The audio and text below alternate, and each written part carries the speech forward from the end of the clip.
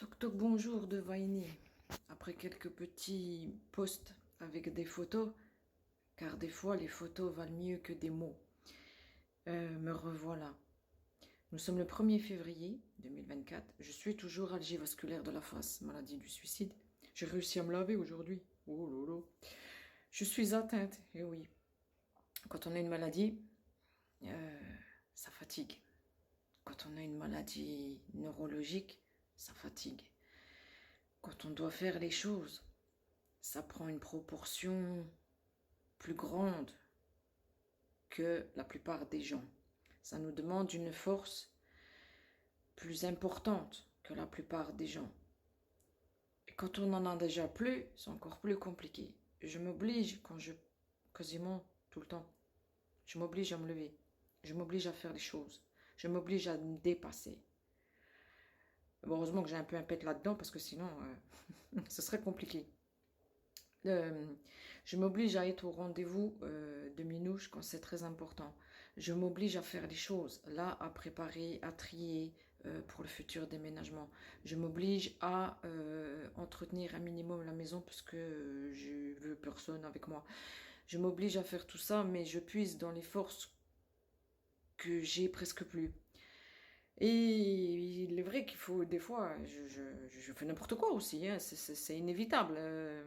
Quand la douleur est trop forte et que j'ai fait trop de choses, ben, j'arrive plus. Ça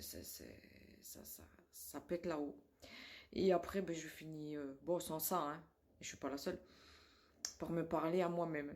Puis quand je suis comme ça, là, le seul moment où je peux être assise sur mon petit tabouret, c'est quand je fais une crise qu'elle est passée et que je me pose, ou quand je viens d'en faire une, euh, je peux rester comme ça, mais pas très longtemps, parce qu'après la douleur va prendre le dessus et je vais être obligée de bouger.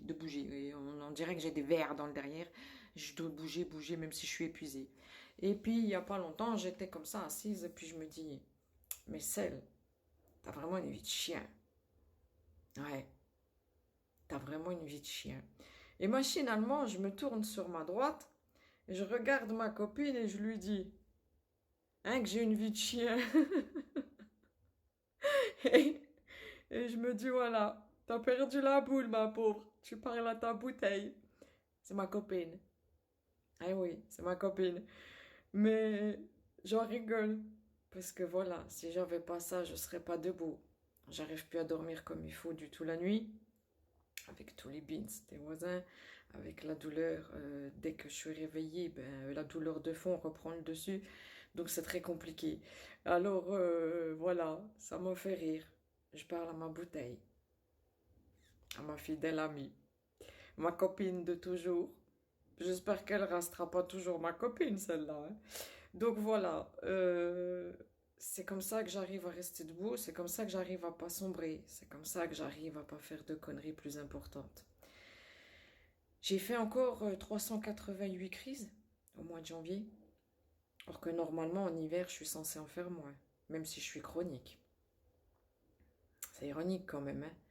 Les beaux jours vont pas tarder à arriver, la pression de la chaleur va commencer à revenir dans ma tête, et là ça va être vraiment problématique. Ça va ajouter une souffrance à une autre, et à une autre, et à une autre. Le cycle de la vie, le cycle de ma vie. Donc voilà, c'était un petit coucou avec des mots pour représenter les mots. Un petit bout de mon enfer dans un monde presque parfait.